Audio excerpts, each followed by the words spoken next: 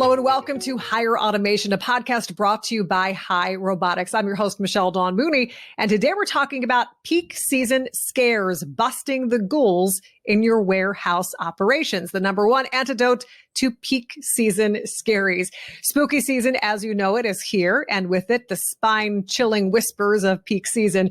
For many businesses, Halloween's scariest monsters aren't actually ghosts or ghouls, they are labor and hiring. But what we're about to talk about today, especially those solutions, really can benefit companies all year round. So fear not, in this podcast, we will shine a beacon of light in the darkness, revealing the tricks and the tools you need to make a peak season a lot less scary. And joining me is my very special guest for this episode.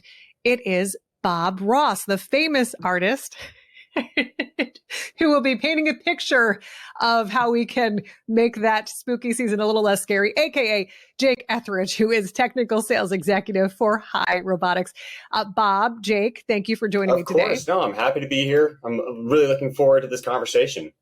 Absolutely, because we talked about it. We are in the full throes of holiday peak season, which can be a really tough time for companies. So let's start there. What are some of the biggest challenges for companies when it comes to preparing for peak season? Yeah, absolutely.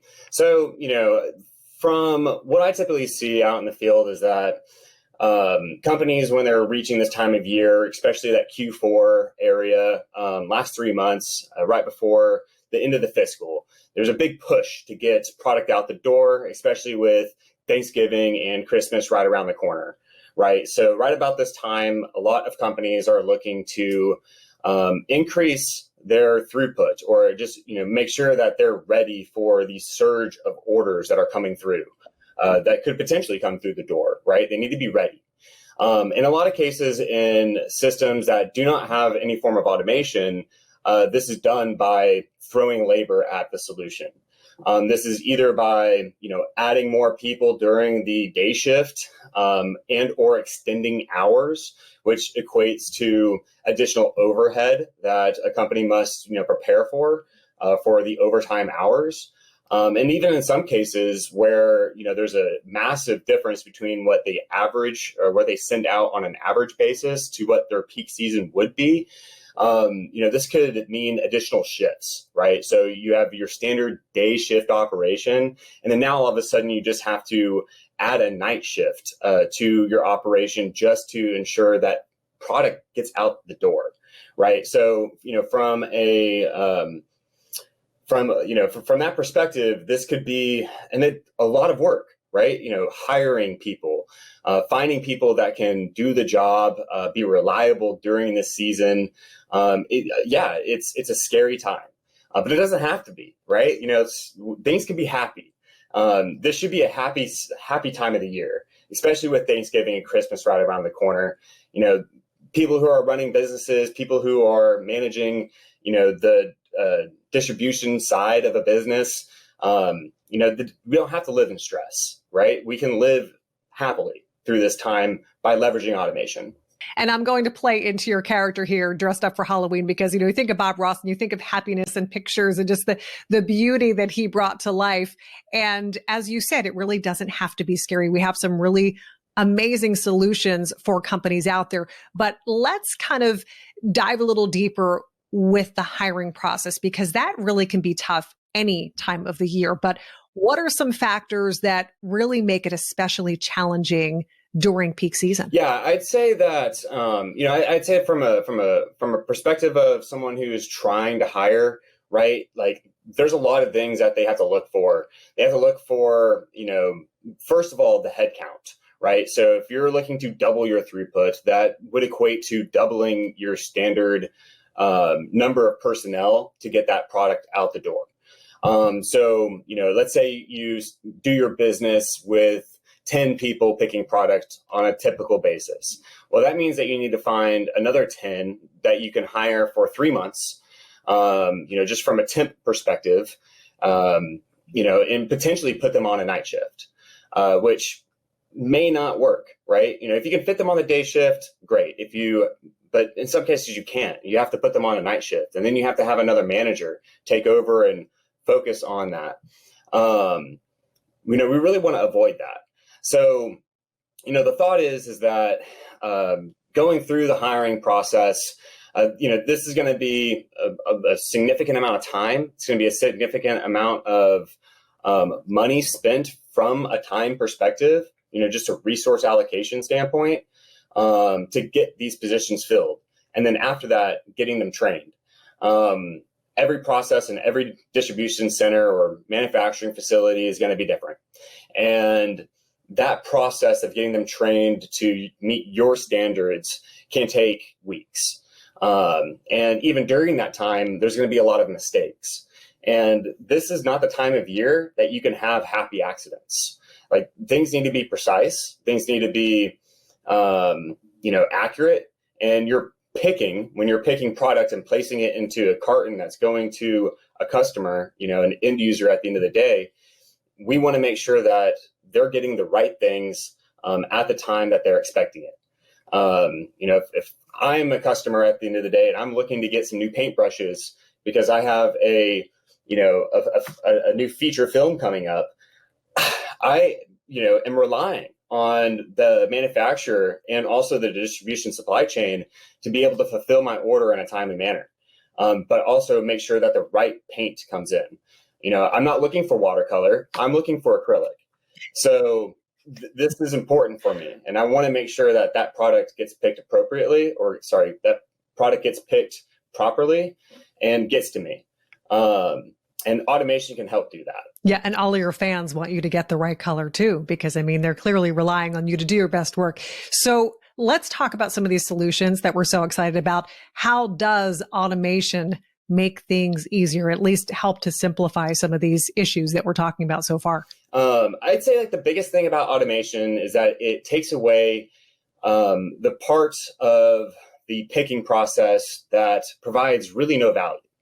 In most automation systems, we're talking about the movement of product, right? The going and finding it, the gathering of that product, and then bringing it over to a shipping container where it can be taped up, packaged, and sent out the door. When we're looking for robots to take on these processes, we are simply giving them a task and allowing them to do those tasks while the human can actually take on a more active and more important role, right?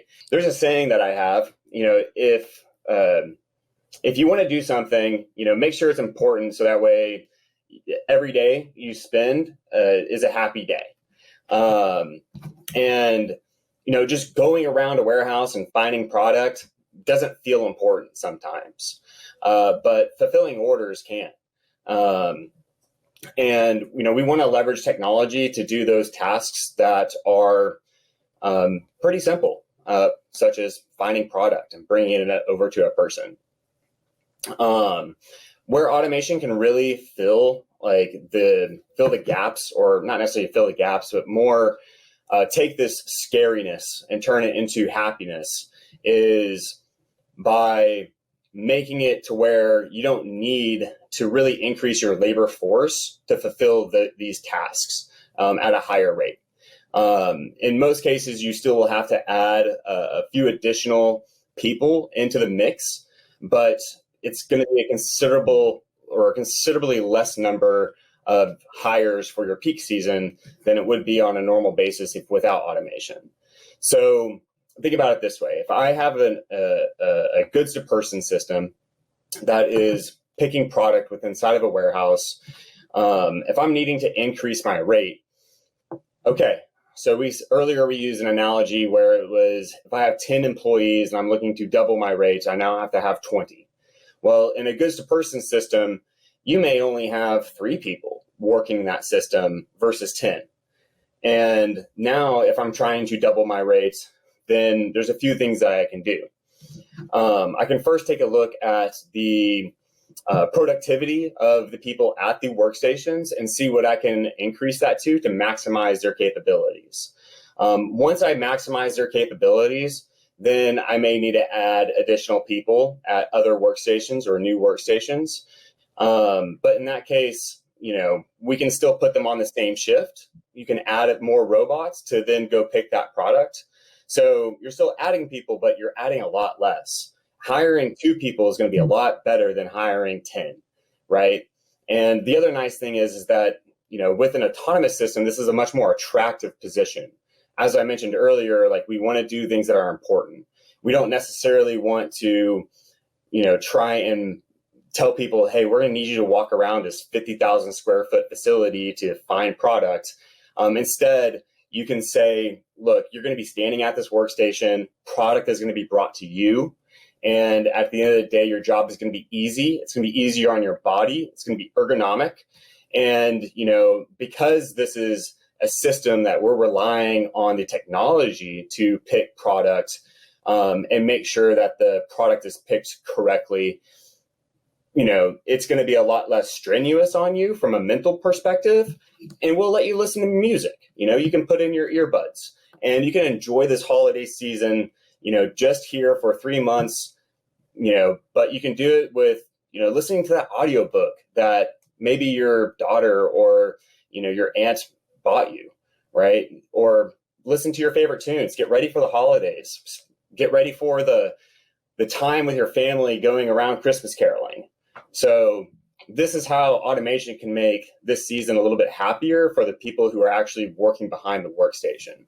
Absolutely. And not to mention, you're making things happier for the hired folk who are now working for that company, because you said it's not as stressful for them. But I'll tell you what, when it comes to fulfilling orders on the side that I'm on with receiving those packages that are being fulfilled, that makes me really happy, because it's going to be more quickly that I'm receiving all of those packages. We won't say how many packages, but the packages that I am receiving, I'm going to get them more quickly. So it's a win-win all around. So let's take another kind of view at this.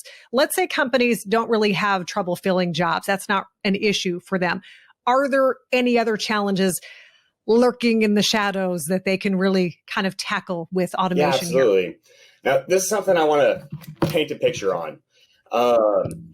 So imagine, you're getting bombarded with orders and you're getting to a point where now you're relying on this additional labor to fulfill those orders, and things are becoming more and more chaotic. That's where a lot of happy accidents can occur. And really, we shouldn't even call them happy accidents, because there can be a lot of mispicks, and that will result in returned orders, which then, makes it even more difficult for your business to make profit, because now you're putting resources into something that, it was a mistake to begin with. So with automation, one of the goals here is to improve accuracy, pick order accuracy. So when an order is dropped to an autonomous goods to person system, the robot itself is going to know exactly where that product is at. They're going to go pick it. They're going to bring it over to the worker. And at that point, it's not necessarily about whether or not the person is picking the right product. It's just picking the correct quantity, right? So it makes it a lot easier to ensure that the accuracy of the order is correct. That's a big part of automation, especially during peak season, is just making sure that, what is going into the box is exactly what was ordered. Because no one really wants to deal with a bunch of returned items. I know for a fact, as I mentioned earlier, I'd be upset if I ordered, acrylic paint and all of a sudden I got watercolor. Yeah, it looks the same. Yeah, it's from the same manufacturer, but it's 2 completely different things. So that is probably one of the biggest things that come along with automation, outside of just, reducing the need to hire, reducing the quantity of people that you would need to hire to support your business during the peak season time. But you can also ensure that the product that is going out the door is the right product and it's going to the right customer. And that is so important this time of year, because we think of gift giving. This is the gift giving season that we're just upon now. And when people do not get the correct gift that they want to give, or that the person doesn't receive the gift that they were supposed to, not only is that costing the company for this season, but then the shopper will remember that next season. So then you still see that ripple effect there. What are some additional benefits of robots in the workplace that maybe we haven't touched on so far? I'd say that one other thing that's really important is just the reliability of robotics, for your business. Outside of the fact that they won't call in sick, and they, will perform the job for all of the hours that you need them to perform the job on. You can also rely on them to work longer if you need to, right? So, there's other additional benefits of leveraging automation. The training aspect of an employee, of a real employee that's working behind the workstation, it's not going to take them very long to pick up how to do the role, right? A bin in most cases is presented to them. They just need to look at a screen that is going to show them the picture of the product. It's going to show them in a case where the tote itself is divided. It's going to show them exactly which part of the tote that they're needing to pick product out of. We're going to direct them where to place that product on a put wall. And all of this is going to make it easy and simple for a new hire, even a temporary new hire, to understand what the job is and be able to perform that job well. So your training time is going to be lower.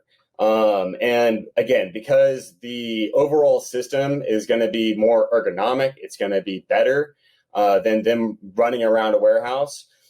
Having that temp labor be reliable for showing up to the job, you can rely on them for that. It's going to be easier.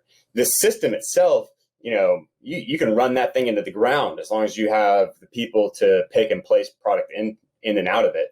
So, the robots, they will from time to time get sick. They need preventative maintenance. We definitely need to make sure that they're happy too. You can't go without oiling it. But outside of, just taking care of the robotic system, it's going to be a lot more reliable than a labor force that is, extremely large, or even where the majority of near half of your labor force is temp labor. Or even at the end of the day, like if you do extend your hours to meet peak season, maybe you go from an 8-hour shift to a 12-hour shift. At the end of a day, a human's going to get tired. At the end of a 12-hour shift for a robot, it's going to operate the same as it did the first hour. So these are just additional things to think about when you're looking at balancing between, do we want to support our business during peak season with, additional labor, or maybe we should subsidize our workforce with automation and, kind of start leaning on that to really support us during peak. And I think another factor that we didn't touch on, but you talked about a great example, that humans will eventually get tired, especially if they're working those long hours, robots do not. But then also keeping in mind, all of those humans that are working in the warehouse, they also have their other lives outside of the warehouse, and they're dealing with all of the craziness and stress of the season as well, many times buying and ordering those gifts. So it's kind of like a double fold aspect there, because we're all more stressed during the season. But as you said, it doesn't have to be as stressful when it comes to the workplace, when it comes to warehouses. There are ways that we can kind of ease that pain, that scariness that we talk about, the ghouls and ghosts of hiring and labor, and really amazing technology and what it can do to help limit those kind of creepy challenges that we sometimes deal with. So as we're wrapping up here, Bob, aka Jake, any final thoughts that you would like to leave us with today? Yeah. Actually, I do have one. I hear a lot, not as Bob Ross, but as Jake Etheridge, of technical sales. One thing that I do hear about a lot is, the competition in the hiring workplace. Leveraging automation is going to make you more competitive as an employer for someone who's looking for a job. Peak season cannot be completely, cannot completely be without hiring, some additional labor if you are already maxed out, within your facility, right? Like if you have people working, whether it be a manual system or whether it be an autonomous system already, and you're already maxing out the capabilities of that system, additional labor is going to be required. That's not something we can necessarily get around. The biggest thing is like, you have to be able to compete with the companies that are down the street. Do they have automation? Are they leveraging, the benefits of this? Like, are they making their workforce, or their system more ergonomic and more attractive than you? And if that's the case, then they're likely going to find those people who are looking for that work before you are going to be able to hire for that same labor. So sometimes, especially now, it's important to get ahead and have these capabilities, and show this to people that you are trying to pull on board during peak season. And you want to make yourself more attractive than the companies down the street, because we all know that there are companies that are leveraging automation and they're promoting this. So just a final thought there, something good to think about, especially during the hiring process during peak season. Yeah, because you always want to stay a step ahead, and it's not like technology is going anywhere. So if you do not move with the times and you not educate yourself and find out what's out there and utilize those resources and the technology that is available, you're going to miss the boat. And as you said, other companies will definitely be following suit. So you don't want to be the one left out in the dark. We'll end on that with our spooky season podcast. Bob Ross, famed painter, artist, aka Jake Etheridge, technical sales executive at High Robotics. I want to thank you for your time. This is always an engaging, interesting conversation and really important solutions that are quite needed during this time of year. So thank you for being here today. Thank you. Really enjoyed having the conversation. And I really enjoy the costume. I guess I'm the Great Pumpkin because I don't really have anything else other than that. But Bob and Jake, thank you so much for being here today. And I want to thank all of you for tuning in and listening to Higher Automation, a podcast brought to you by High Robotics. Be sure to subscribe to the podcast so you can hear more engaging conversations like the one you heard today. And of course, you can visit highrobotics.com for more information there. I'm Michelle Dawn Mooney. Thanks again for joining us. We hope to see you on another podcast soon.